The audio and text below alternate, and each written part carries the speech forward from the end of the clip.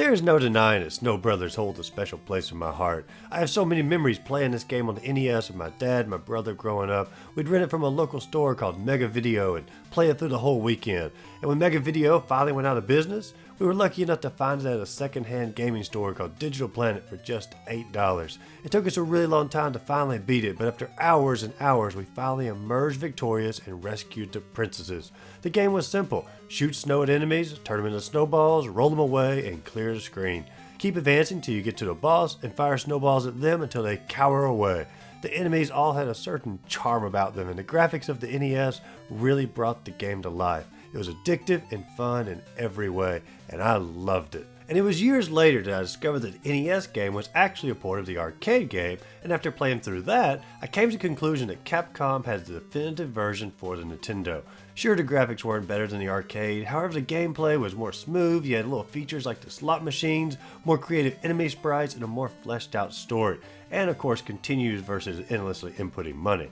Capcom really did make the perfect version of this game, and this is the version that so many fans hold in the highest regard. So when it was announced earlier this year that a remastered version of Snow Brothers was coming out on the Switch, I was ecstatic. The pre-release of this game was pretty limited, but it's clear that the game was meant for the old school fans. However, once purchasing it, there was little for me here except disappointment. A mix of porting the inferior version, cash grabbing, and odd tweaks rendered as one of the low points of the series for me. So for today's video, let's break down and review Snow Brothers Nick and Tom Special. Before we dive into that, welcome to Uncle's channel. Thanks for watching today. If this is your first time on the channel, be sure to click that subscribe button down below if you're latest to give me news, reviews, strategies, tips, cat stuff, all across the board here. But for today, let's go ahead and jump back into Snow Brothers Nick and Tom Special. So let's start with the menu here. The first option offers the classic mode, but instead of 50 levels, you now get 80. And on the last level, you get to fight against Satan, but spoiler alert, you don't actually fight Satan, but rather a giant chicken with King Arctic riding it. Which doesn't make any sense. Why would you put the idea in our head that we're going to fight Satan if we're not going to do that? We would have never come up with that conclusion on our own, but now we're disappointed because you told us it was there and it's not. But moving on. Then you have a survival mode, which is exactly the same, but you only get one life to see how far you can go. Then you have time attack, which is once again exactly the same, but with a timer, a little clock at the top. So multiple game modes that, truth be told, hold very little difference. But then you have Monster Challenge, where you get to play as the monsters and try to defeat the Snow Brothers, a cool little twist on the game.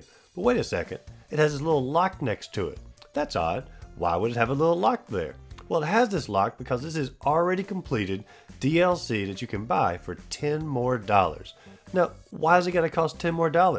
If it came out months later and was an addition to the game, sure, I dropped it $10, but when it launches at the same time as the game, it just feels like a cash grab for a mode that should have been included with the game to begin with. Like, why not make this an unlockable once you beat the game? I don't like practices like this, and it sort of annoys me from the get-go.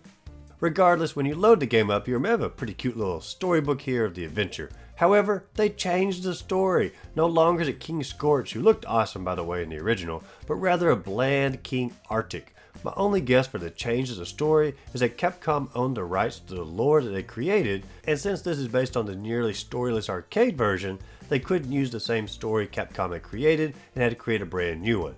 As minor as it seems, the setup for the game is already losing some of its luster.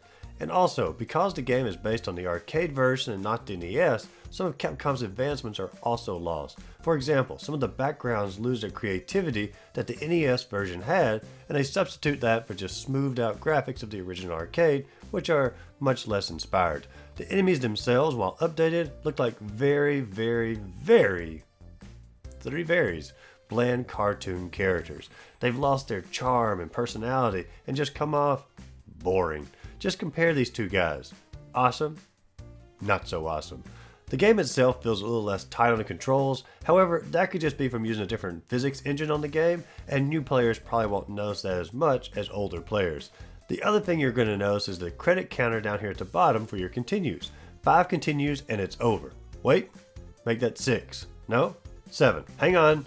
8. Here's the thing. You can press the L button and it adds endless credits to your game, so you're never going to have a game over. So much for the stakes in the game to actually get good and master it. No tense moments, no relief as you finally pull off a hard level, just a click of the button for more credits. I am not a fan of this feature and it severely hinders the replayability of the game. Now, traveling through the story, you'll notice that little mini slot machines are missing at the close of all the levels, and this is due to being an added feature from Capcom on the NES, and once again, not having those rights, they just left out all the mini games in favor of sticking to the arcade version. At the close of the 50 levels, you finally get to fight the 2 statues and rescue the princesses, and this is usually where the game comes to a close. However, they've added in 30 new levels to extend the playtime, and let me just say, these levels are significantly harder and don't really match up to what the original game held so well. For example, these obnoxiously and oddly sexualized bird bosses took me over an hour to finally conquer. An hour for a boss. I had to turn the sound off too because this constant crowing, I just couldn't take it after a few minutes. But this difficulty spike is probably why they added unlimited continues, because they knew that every level is way, 3 ways too hard. Then the game adds in platforming elements, which is new to the series and doesn't really match up, and then the final battle with, once again, the giant chicken with King Arctic. Not Satan, like they promised. I don't know what their intentions were of these bonus levels, but they do not fit the tone and style of the base game. Perhaps they should have just made a second mode for these levels and let players play through the base games with the normal continue limits in a standard mode. I think what has happened here is that there was a base game of Snow Brothers in the arcade.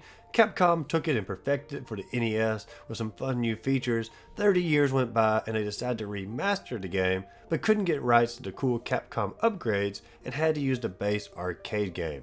Rather than try and think of their own fun things to make the game better, they either did nothing or added in things that don't go with the game or just make the game worse. The game is $20 in the eShop without the DLC, and honestly it feels like a game that should cost $5. Anyone who doesn't know Snow Brothers will be grossly disappointed that such a cheap looking arcade game costs $20, and anyone who does know Snow Brothers will be disappointed in what they did to their childhood classic. I'm not sure who they thought their target audience was for this game, but it's clear that they missed the mark. They should have just worked with Capcom and got the best version of the game and released it on the NES Switch Online service, or released like a compilation of all the different versions like the Sega version and the Amiga version and the NES version, the arcade and the Game Boy, and just put out a collection, and even include the sequel in that as well that like nobody has played. Either one of these directions would have been better and would have brought a new group of fans into the series, but instead, they tried to cash grab and ended up putting a blemish on a golden classic. But they did leave in a stupid level where you get stuck, so I'm glad they didn't change that.